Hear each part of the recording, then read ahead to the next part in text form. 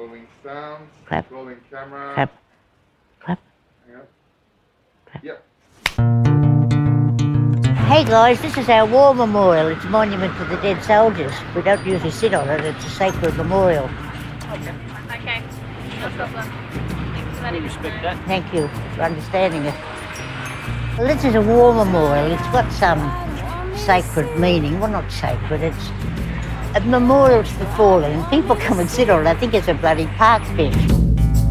I'll forget in a moment what it is. This is my invisible friend, Margaret Jones. Can you see me? I'm seeing everything. For more than 60 years, Margaret has been fighting for women's rights. I never thought that. But somehow, after a lifetime of speaking up and standing out, she believes she is invisible. As a lesbian, I'm invisibilised because I have such a small group of family around me, and society doesn't support lesbian life generally. Now that it's being shot, I'm a little apprehensive because it's going to bring out a whole lot of my secrets.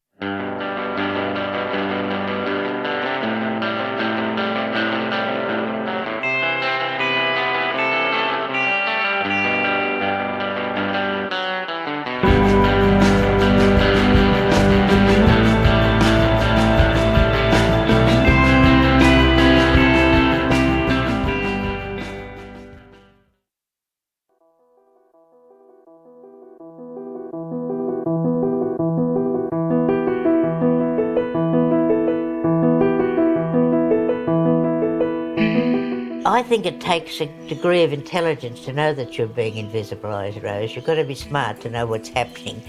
And I'm smart enough to know what's happening to me, but I do believe women of my age don't know.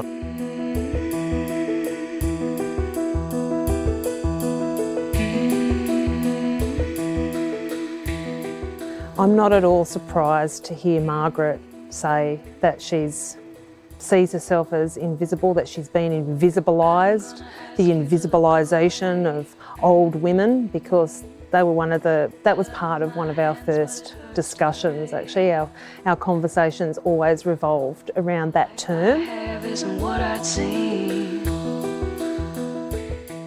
Margaret has spent many years living mostly by herself. I'm told that if you have water and make it attractive, frogs will just come. They're jumping around the neighbourhood and they just jump around and they think that's a nice pond, and then they decide to live there. Aside from these occasional visitors, she claims to have little social interaction in her life. Well, I live a very isolated life here in Birch Grove. I live alone and have done for many years, about 20 years. So I have no community at all in the sense that people have neighbours and friends and a community.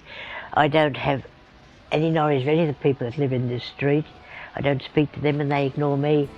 And I don't have any community of friends. There aren't a great bunch of lesbians that I know anymore, and I don't have any family left. So I say that my life is very isolated and very alone.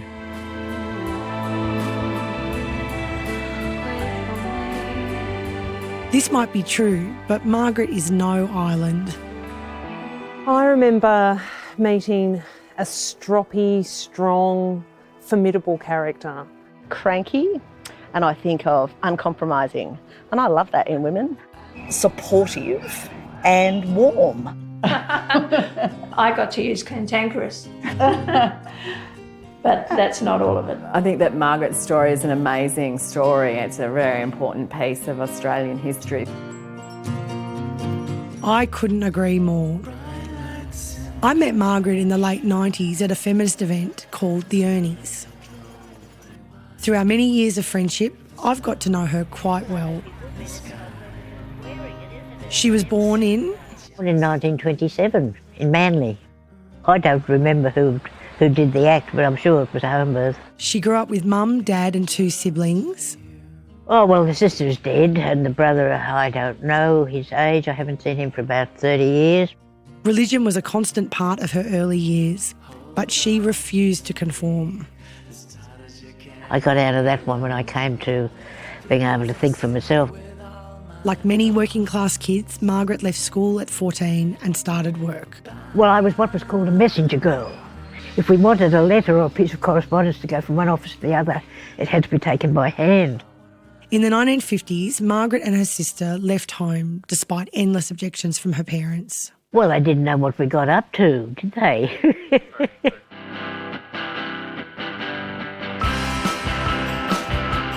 Margaret and her sister got apartments in King's Cross. But after falling pregnant, Margaret fled to Queensland for a year. Oh, I knew right then I would give it away or would have it adopted. I didn't ever feel that I wanted to be a mother or recover this child.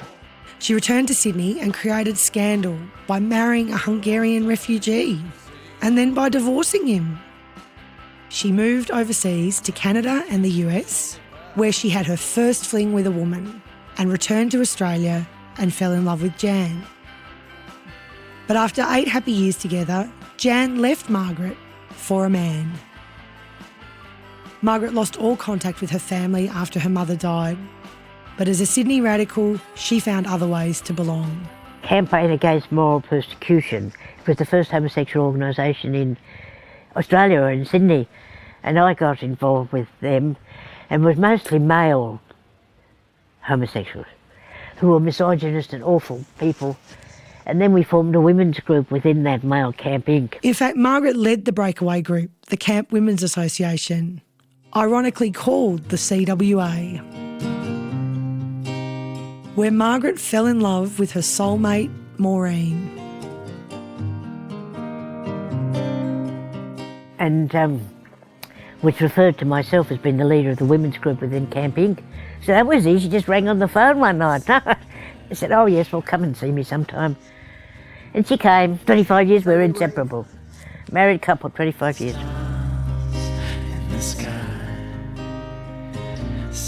When she was with Maureen, and quite a prominent woman in the women's movement and the lesbian activist scene, she would have been quite well known and everyone would have known Margaret Jones. Maureen and Margaret were like two peas in a pod. They even opened a feminist restaurant in Newtown. But despite its positive review in the Herald, it only survived 7 months. So the colourful couple instead tried their luck farming on the south coast. And used to drive in a car with her then wife, as she would say. Never got pulled over by the police because they thought, oh, these two old ducks, look at them. You know, little do they know, two separate lesbians making money from their marijuana crop.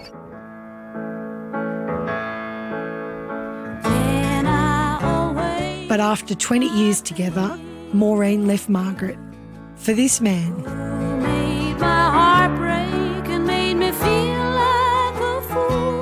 Her partner leaving her to go to America and to join some part of the American Catholic Church was like an enormous betrayal for Margaret, and I don't think she's ever recovered from it.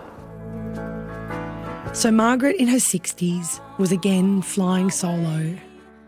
I felt very alone and abandoned, and that was the beginning of it.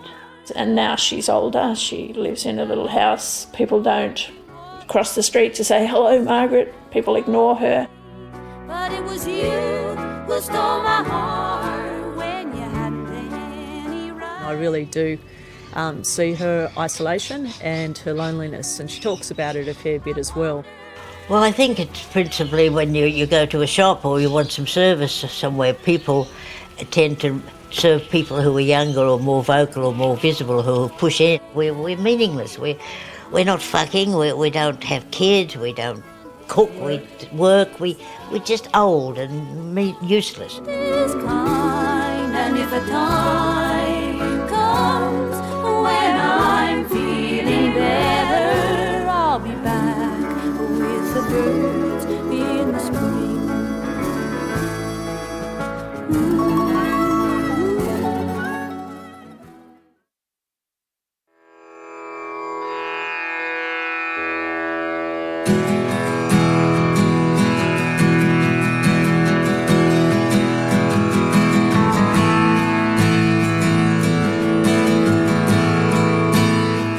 Today, Margaret is having skin cancer treatment, so I've come to take her to the hospital.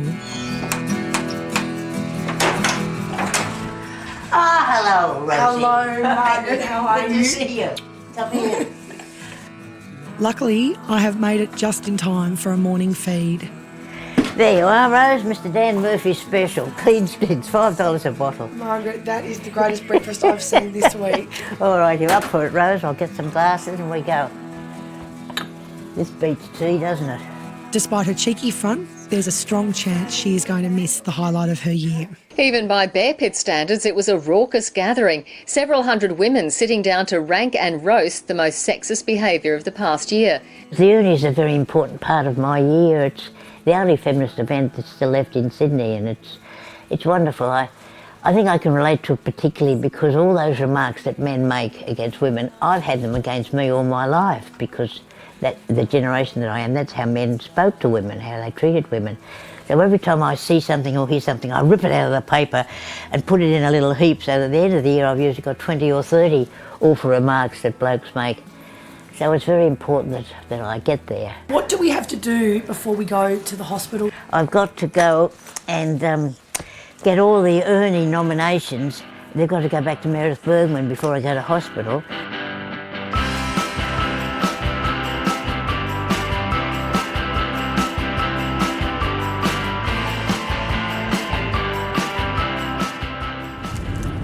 And of course, you know the famous one about Kylie Sandilands, who said about this woman, she's a fat, bitter thing.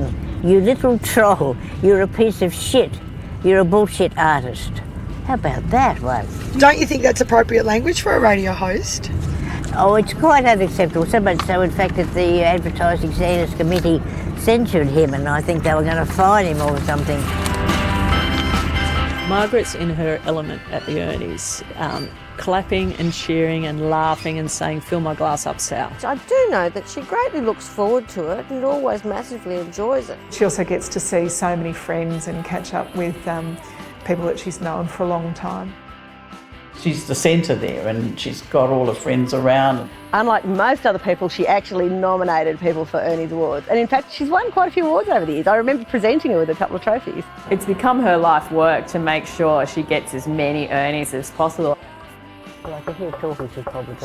Meredith Bergman is the founder of the Ernie Awards. Look who's here, Meredith. Meredith Bergman. Hello, Margaret. Hello, Meredith Bergman. Fancy seeing you, all dressed up to receive it. Margaret is returning last year's trophies and lodging this year's nominations. Okay. It is now, still what are you getting done tomorrow? Oh, do you want to see it? Is it that bad? Fucking cancer, mate. Like 5 weeks. Well, she's an integral part of the Ernie. She's been there since the beginning, and most of the nominations I have to do myself, and Margaret does the other lot. So it's a two-man team, really, or two-girl team. Well then, thank you, Meredith. If I don't see you at the Ernies, which is possible, I'll see you later. I'll see you later. Thank you, Meredith. Goodbye. Margaret's doctors say she will be out of action for 5 weeks after the surgery. I'll throw her over my shoulder and carry her into my car and drive her to the Ernies, put her in the lift and take her up there so she will be there. If anyone can make it, it's Margaret Jones. Bye, Rosie. So, Margaret, see ya. see you, and we'll see you in 5 days. You will. Goodbye. Now I'm turning around saying, fingers crossed, everybody. Goodbye.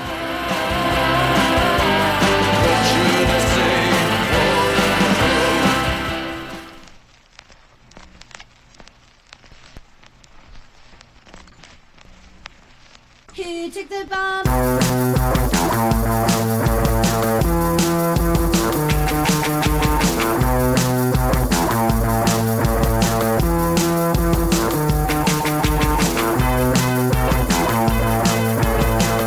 Oh, the Ernies for the 20th year was wonderful. It was very exciting, had a particular atmosphere about it because we knew it was the big anniversary. And it was great, it was a full house. More women than there were chairs. Welcome to the 20th Annual Ernie Awards.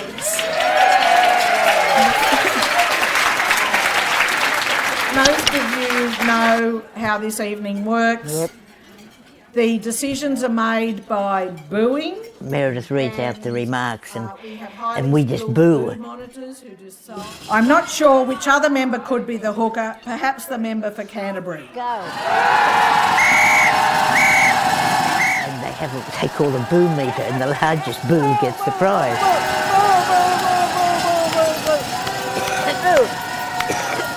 It's quite for everyone who's not been there. Margaret's sort of like an icon at the Ernies, and so it's the night she holds court with everyone. It's great. I hadn't met you yet, have I?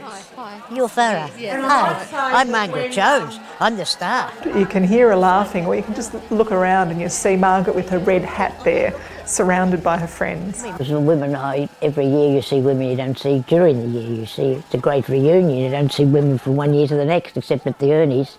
Margaret is not invisible when she's at the Ernie. She's a star. I'd like to present this silver Ernie to the worthy 3 winners. Thank you.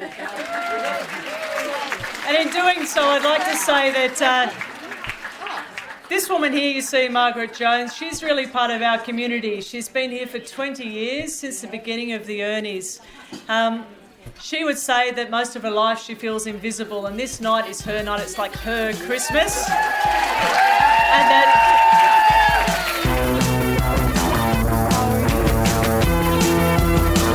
I think she very quietly loves that recognition. She needs that recognition, and she deserves that recognition.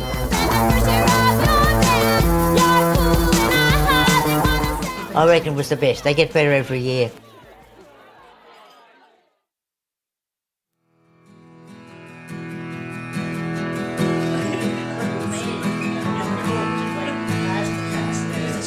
Bleeding wound, but now it's better, thank you. Yes. She's just been in hospital and she's out in 5 days and she's had major surgery. It doesn't happen with other older people. Oh no, yours are bigger than mine. Very proud of her physical fitness and loves nothing more than to demonstrate her muscles and her ability to lift her leg high onto the tabletop. I have in my head of her holding up her arm and saying, look at that, Trizzy Doyle. Margaret's speedy recovery is a result of years of training at the Strong Clinic at Balmain Hospital. Margaret came to volunteer in a research study we were doing back in 1999, which was on depression.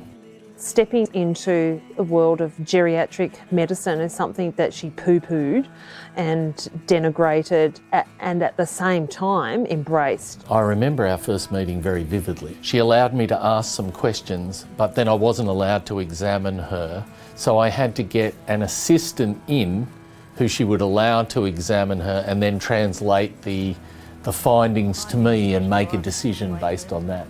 Professor C. Dr. C. I'd like, you've met Rose, haven't you? At the party. At the hurrah. Oh, Strong is a great program. I don't feel invisible at all. Strong is what's probably given me a lot of my confidence.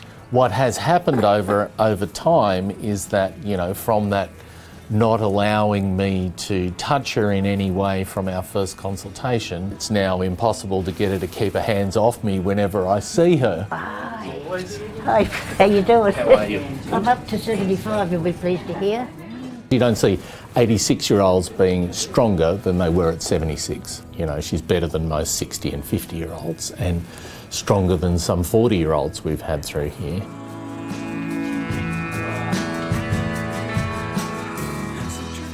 After the first year of this clinic running, there was no funding to continue it, and there was nothing we could do about it.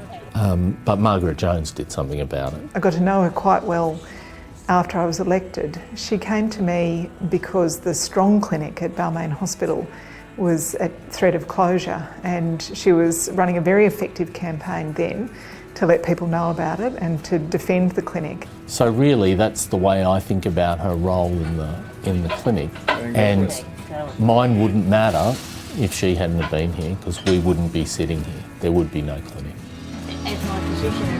So she's never been invisible to me. She's always a magnet in any room she enters. She's there to shock others. She's there to challenge them.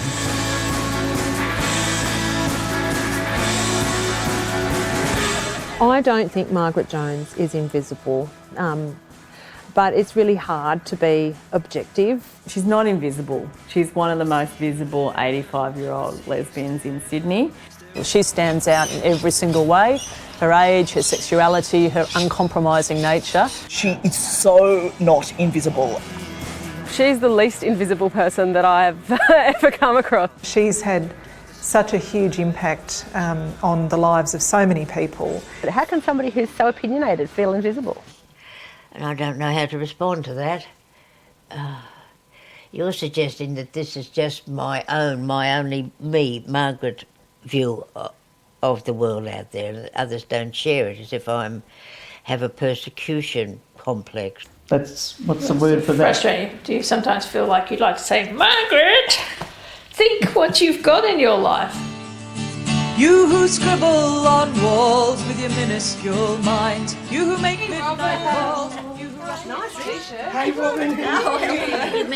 That aspect that brings us all together, people from 20 odd years ago, is Margaret Jones. I think that she needs to hear that.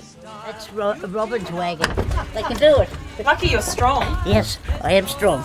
Friends from around Sydney are gathering to celebrate Margaret's birthday. It's not a birthday, it's a hurrah, therefore I'll get nothing. What happens if someone brings you a present? Well, we've got a man stationed on the gate, a very fierce-looking fella, and if anybody even tries to smuggle anything in, they're instantly banned. They get put on the next ferry back to Sydney. No, you don't speak for me. I've seen where you come from, I've seen where you leave. I think she does make you be brave. Like she's someone who you feel has always been brave herself, so you feel like you should be brave too. She's one of the people that I think about when I'm making decisions. You know, what would Margaret think of this? How would she see this problem? What would she want me to do? And it does give me, I think, a good motivator to try and behave decently myself. But you don't speak for me. People talking about her and trying to understand and dissect her behaviour and her feelings shows that she's not invisible. Sister Margaret! Sister Phoenix! Hello! Sister Hilary! And more! I hope that I am like Margaret at her age. I doubt it. I think it's fairly unlikely that many people will ever be that phenomenal. Margaret really inspires me. When I think of, I'd really like to be as active and as engaged with the world and as angry as she is when I'm 85. If there are people that she's invisible to, then who cares? Like, who are those people? How have they not noticed her? And there's Tanya. I hope she recognises it, at least in the way that we see her, if it's not the way she sees herself. Looking as well and sprightly as ever, Sister Margaret. And I think we can all raise our glasses and say, We see you, Margaret Jones. Hey, hurrah! And we like what we see. We love you speak for me. You who combat to partake wherever it's seen. You who struggle to keep the unique forests green. You who fight for the rights of all people in chains. You speak for me. Yes, you speak for me. You speak for me.